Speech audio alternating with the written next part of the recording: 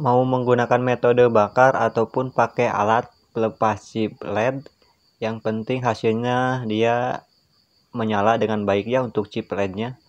Sekarang kita akan melepas driver dan input ke papan PCB ini.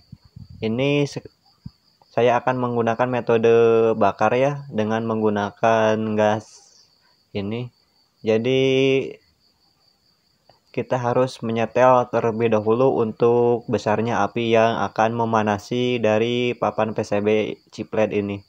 Ini dirasa sudah selesai. Selanjutnya kita harus mengasih plug amtek terlebih dahulu supaya papan PCB tidak terlalu terbakar, dan untuk proses pemasangan chip jadi lebih mudah.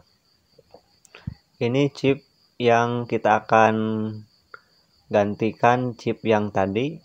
Ini membutuhkan 3 unit chip untuk mengganti dari papan PCB tadi. Dan kita akan panaskan lagi untuk papan PCB ini karena tadi sempat diambil. Dan di sini kita harus mengasih plug amtek lagi supaya nanti pas waktu proses pemasangan jadi lebih mudah. Dan jangan lupa untuk dikasih tinol secukupnya agar chip LED dia bisa menempel dengan baik.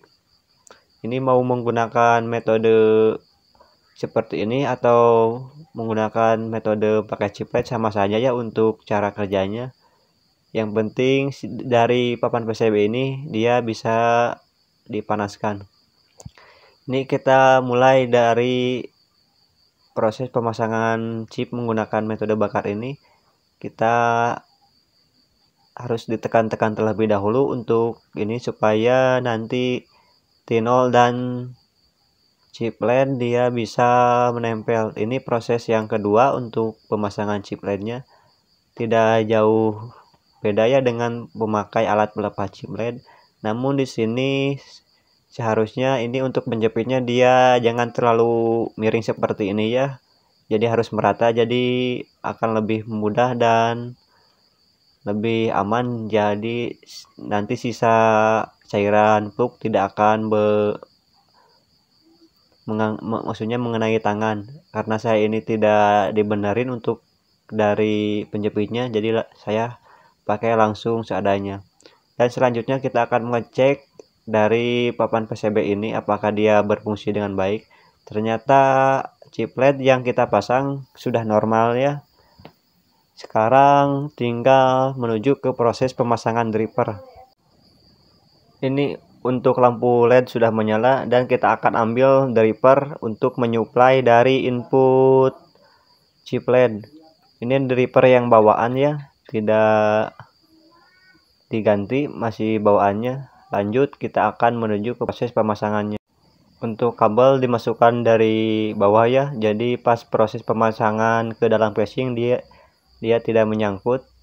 Ini lanjut kita akan memasang input dari chip LED dan output dari driver.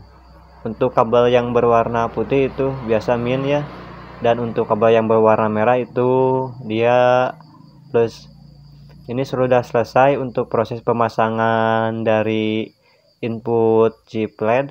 Selanjutnya kita harus mengasih tegangan input 220 ke driver apakah akan normal. Ternyata driver bisa menyuplai tegangan input dari chip LED dan di sini tidak ada kendala yang lainnya untuk di driver. Dia masih normal, yang rusak hanya di bagian dari chip LED-nya saja. Ini proses pemasangan chip LED menggunakan metode bakar ya. Jadi di sini tidak menggunakan metode pakai alat pelepas chip LED. Tuh bisa dilihat ini untuk chip LED-nya. Dia menempel dengan baik. Sama saja sama dengan menggunakan pakai alat pelepas chip LED.